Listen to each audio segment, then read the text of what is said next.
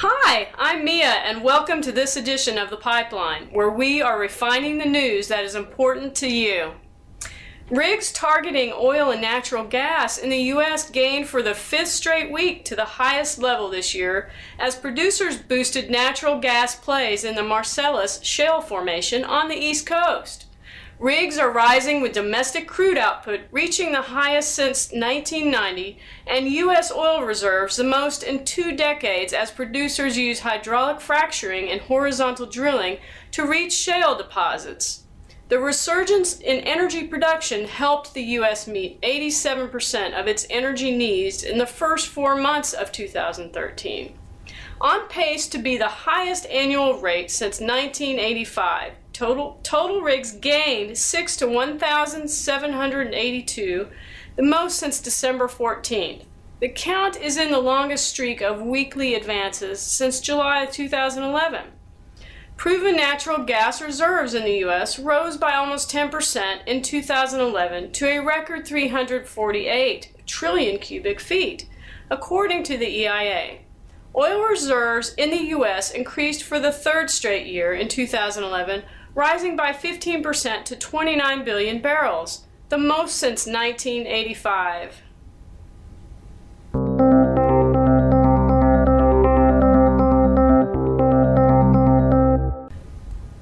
Hydraulic fracturing has become increasingly popular since the late 2000s, but many people are concerned about the chemicals being used in the fluids that are injected into the ground.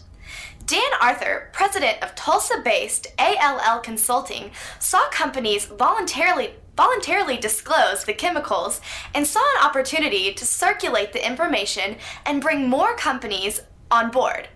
FracFocus.org became that tool to spread the information about fracking.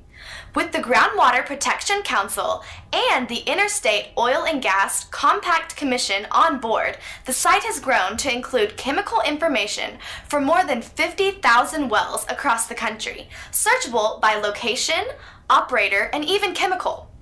Arthur said there was a void of oil and gas people who understood the environmental and regulatory issues. So what he was able to do was tell people that ALL is the mix of oil and gas, environmental, and technology. The group worked to develop data management systems for states, converting some states to oil and gas regulatory agencies from paper filing systems to computer-based database information. More and more companies are expected to use FracFocus, disclosing more information about what fluids are being used.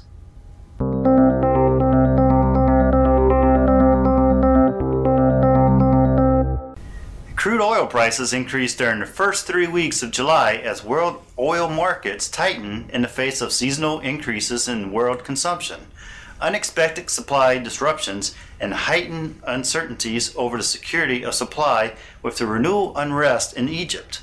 The U.S. Energy Information Administration expects that the Brent crude oil spot price, which averaged $108 per barrel over the first half of 2013, will average $104 per barrel over the second half of 2013 and approximately $100 per barrel in 2014.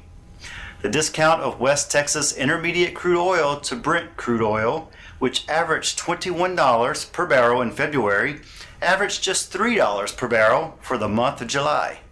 The strong demand for light, sweet crude oil in the Midwest and new pipeline capacity to deliver production from the West Texas Permian Basin directly to the Gulf Coast contributed to the price of WTI rising relative to Brent crude oil.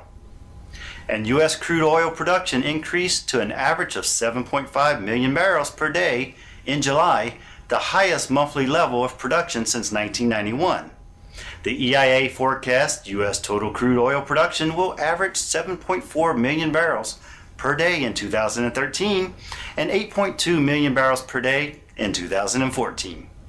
And that's all the time we have for today.